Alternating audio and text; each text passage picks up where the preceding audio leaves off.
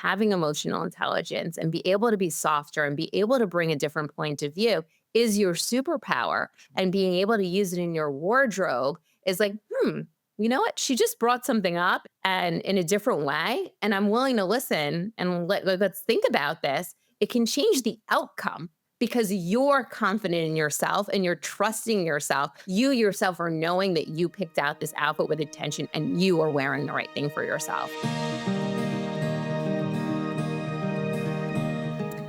Welcome back to our Happy Rainmakers video series where point one can make a difference. I'm joined today by Melanie Lippman, who is a personal branding expert and image consultant.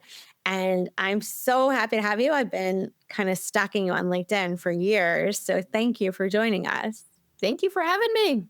Whether it's fair or not, a lot of female lawyers are told that they need to have a different kind of executive presence to get promoted or to get certain types of opportunities at a firm. And a lot of them are blending in a lot. So what kind of advice do you have there? Number one, like, let's just be honest. Women are held to a higher standard than men. Instead of kind of like fighting it, because I'm the first to say it's not fair, let's just say, you know what, this is what is, but how do I go and I work the system? So that's number one. The other thing is we need to realize that clothes are an extension of our identity. And if you were someone who is looking to be made partner, going and wearing the same things that you were wearing when you were associate is not going to be sending the messages that you want to go and be promoted and be partner or be equity partner, or that you want to be the person who is going to be lead on a case. So we've all heard of like dress for the job that you want and not for the job that you have. And while it feels like a little like fluffy, there is actual facts and studies done that when you start dressing as someone who is a lead or it has a higher position, you actually act like that person. So yes, it's the what can I do to create a brand? What can I do to establish authority? What can I do to wear more color and have more presence?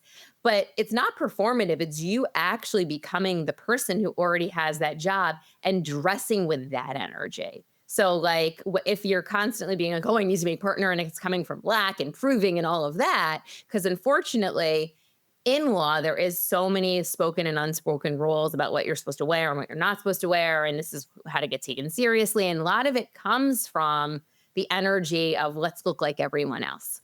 And if you want to stand out from the crowd, it really is about doing something different than what everyone else is doing. And that's really why a lot of my clients come to me, not only to make getting dressed and building your own personal brand, but really to understand the messages that your clothing are sending. So it's really interesting is that there's a lot of psychology between the outfits that you choose. So wearing a specific color to show up with authority, or wearing something that has much more structure in it, or wearing something that has more of straight lines and much more symmetry in your clothes is going to send the message of authority. And I should listen to her. Like she looks like she means business.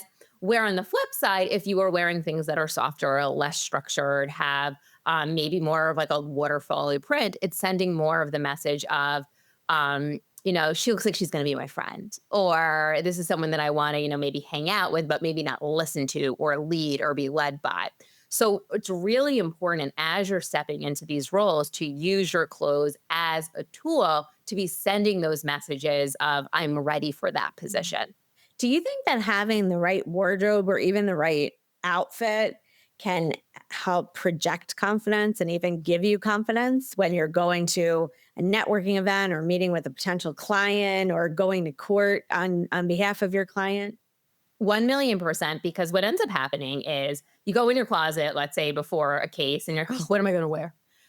And you start going into like all of these situations of like, oh, those shoes hurt. That's tight. I wore this last week. That's not a good question, right?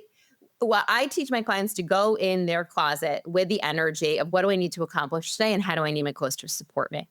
So, as a female in a man's world, being in law, there's a lot of like information of like proving and needing to act this way, but actually being a female and having emotional intelligence and be able to be softer and be able to bring a different point of view is your superpower. And being able to use it in your wardrobe is like, you know what? She just brought something up and in a different way, and I'm willing to listen and let's think about this. It can change the outcome because you're confident in yourself and you're trusting yourself to wear the right thing and also have the knowledge to be able to pick out the things and not have that thing in your run back in your head of like, am I wearing the wrong thing? Did I not read this right? You yourself are knowing that you picked out this outfit with intention and you are wearing the right thing for yourself. I would imagine that it's probably very beneficial for law firms to have you come in and speak to a whole group of people because all of the lawyers are speaking on panels and going to client meetings and going to networking events, and they should all probably present confidently. I've heard from so many of my clients before working with me that they tell me that they go to a conference and they don't go and do the thing that they were supposed to do. Like they did like the minimal. Like I went and spoke to the people that I already knew, or I went and I did this, but they didn't do like the big ask that they wanted to do because they weren't feeling the confidence and the presence from themselves and they were blending in. So their energy was more about blending as opposed to like, I'm going to go and introduce myself to this decision maker. Well, that all sounds like everybody should be calling you as soon as they finish watching this video. And I think law firms that want to have lawyers that are feeling more confident and doing more business development might want to call you as well. So thank Mhm. you very much for being with us today. My pleasure. Thank you for having me.